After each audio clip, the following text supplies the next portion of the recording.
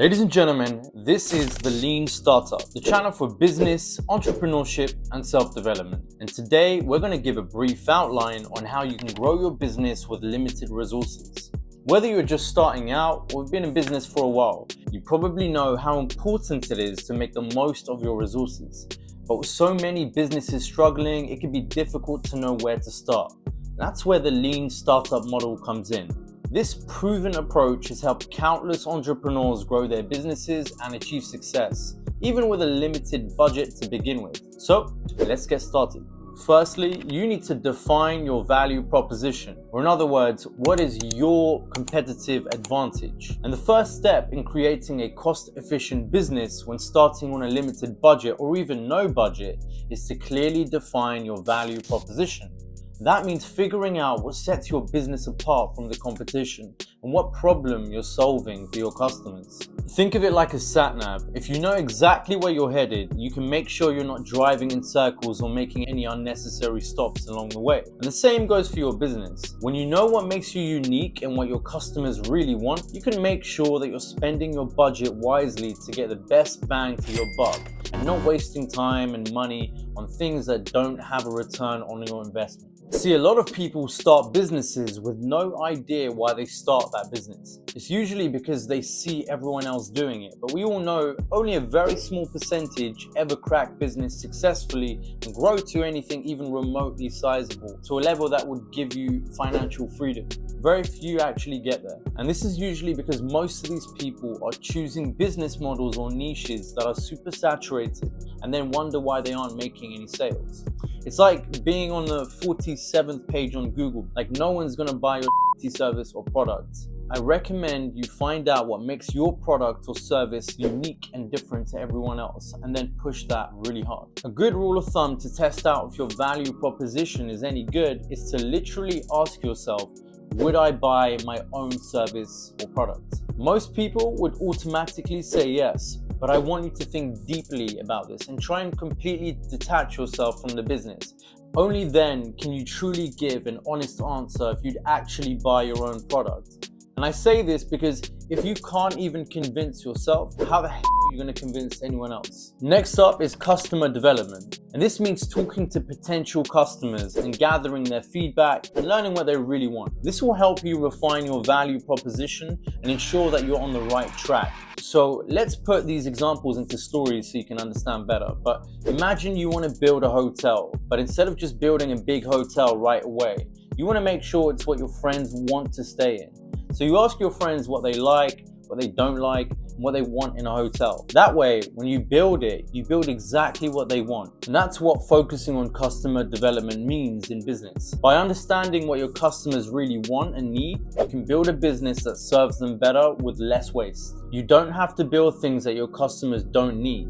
And you can save resources like time and money by building only what's necessary. And the more you listen to your customers, the better you can serve them. And when you have happy customers, they'll spread the word about your business and help you grow. Just remember the phrase, the customer is always right. And that should guide and direct you to where you should be allocating your time and money. I find using the build, measure, learn framework can be really useful. This is the backbone of a lean startup business. And that means building a minimum viable product, the MVP. And that's the most basic version of your product or service that still provides value to your customers. By focusing on your MVP, you can get your product out to the market quickly to test your ideas without spending a lot of unnecessary money on products or ads or fulfillment. Once you've validated your product from all of that customer feedback that we spoke about earlier, you can then iterate and improve it. By continually iterating and improving your minimum viable product, you can quickly and efficiently grow your service into the best that it can be. So, in other words, imagine you want to build and sell a health product that allows you to burn fat and gain muscle at the same time. But before you start selling, you want to make sure people will actually want that. So instead of ordering thousands of products at once, you start by selling just a few samples, just enough to gain some customer feedback to assess how good they rate your product. They might say, I love the snack, or can you add strawberry and chocolate flavor, or can you make a liquid gel version for this when I'm out and about? So with that feedback, you can make changes and improvements before you sell the product back to the masses. And this is exactly what the build, measure, learn framework is all about. By starting with a minimum viable product, you can test your idea and gather feedback and make changes before you spend a lot of time and resources building something that people might not even want. And this saves you time and money, so you can grow your business in a lean way. The next tip for building a lean business is to focus on what works and eliminating what doesn't. And that means regularly reviewing your metrics and making data-driven decisions. And this will help you stay on track and avoid wasting money on ideas that just aren't working. And if that sounds complicated, imagine you're making cookies and you have all of these different ingredients, but you only want to use the ones that make the cookies taste really good. You don't want to waste time or ingredients on things that don't make the cookies taste good, right? I always notice people focusing on literally everything but the sale. The sale is where the money is. Yet loads of people pump all their money into advertising or on products that they haven't even validated yet. Then wonder why their business isn't making money. Or sometimes they focus on how fancy their website is, but yet no one even knows that they exist. The number one thing is get the sale. Once the sales and the money come in, you can then push that into other avenues to grow your business. So by focusing on what works, you're making sure that you're using the least amount of resources possible and growing your business in the most efficient way. The next important point is to embrace failure. That might sound counterintuitive, but the idea is that it's better to fail fast and learn from your mistakes than to spend years pursuing a dead-end strategy. By embracing failure, you can pivot and try something new, which can lead to even greater success in the long run. Imagine you're building a sandcastle on the beach, and every time you build it, the waves come and wash it away. But instead of getting discouraged and giving up, you try again and again, using less sand each time, until you finally find a way to build a sandcastle that can withstand the waves. That's what embracing failure is like in business. When you embrace failure, you're not afraid to try new things and make mistakes. That means you can experiment and find new, more efficient ways of doing things that can save you time and money. Even school literally teaches students to avoid failing. It's been programmed into us that we need to do things right the first time, but the reality is most successful entrepreneurs have failed most. And let's face it, if you made every mistake there is to make in your business, you'd have so much knowledge on what doesn't work and what to avoid. So all you have to do is avoid making those mistakes, and just by virtue of doing so, you will be successful. And of course, we can't forget budgeting, another key aspect of a lean business. Think of it like a game of Jenga. You want to make sure that you don't pull out the wrong block or spend money on the wrong thing, because if you do, your whole tower could come tumbling down. So you need to ensure every penny you spend is like a block you carefully place in your Jenga tower, building your business up strong and steady, and the more successful your business will be. The number of times I've asked budding entrepreneurs how much their profit margin was on a daily, weekly, and monthly time frame, I was shocked to find out so few actually knew.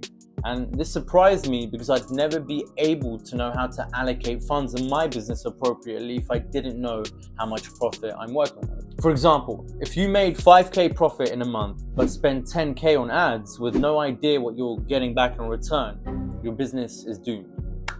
So you need to know your numbers. Doing so regularly means your eyes are literally following the money. And if you know where your money's going and how much is coming in, you'll know what's working and what doesn't work. For me, I see the flow of money as an indicator of how well a business is doing. It's like a scoreboard, but just be sure to know the difference between revenue and profit. A lot of people only consider their revenue, but what if their expenses are higher than their revenue? That's how you lose in business. Just remember, profit is the only thing that matters, and profit is revenue minus expenses. The next point is to keep it simple. You know what they say, keep it simple, stupid. And that's a great tip for growing your business in a lean way. By keeping things simple, you can save time and money. Think about it. If you have a complicated plan, it might take a lot longer to get things done. And if it takes a lot longer, you'll need more resources like time, money, and people to make it happen. But if you keep things simple, you can get things done faster and with less resources. And that means you have more of those resources to put into growing your business. It's like having a puzzle with a lot of pieces. It might be hard to put together and it will probably take a lot of time. But if you have a puzzle with only a few pieces, it'll be much easier and faster to put it together. And I've seen so many examples of people who overcomplicate their strategy hugely, sometimes altogether missing the point of the business, which is to make profit. And with that one concept in mind, everything you do for your business needs to be directly resulting in more profit. The reason why so many fail in business is because their idea to make that profit is so lengthy and unscalable. For instance, if you're running a rental business, the simple method to scale is to focus on one area, on one type of property, and then to go hard and take on as many properties like that. However, most people would immediately overcomplicate this and look at 12 different areas, thinking that they're scaling efficiently, when in reality that means having to be an expert in 12 different geographical markets or 12 different potential types of customers that would rent in those areas. And also, don't forget, general maintenance would be a nightmare. Imagine having to send a plumber or electrician to different parts of the country, wherever your apartments are. It will be a logistical nightmare.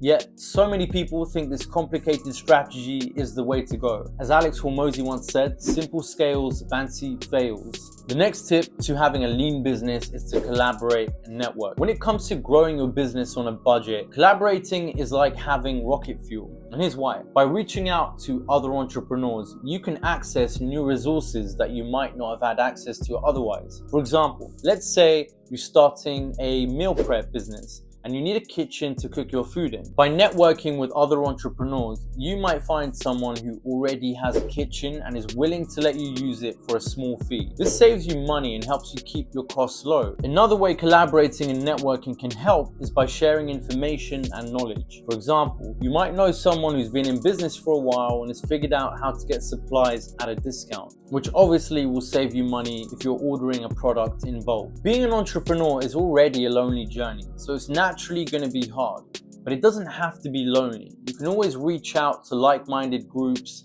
masterminds, and fellow entrepreneurs in your space or local events, or even online to a YouTuber educating others about business and entrepreneurship. The next key point in starting a lean business is staying focused. This means having a clear vision for your business and making sure that you're moving in the right direction. When you're not focused, you might find yourself wasting time on tasks that just aren't aligned with your business goals.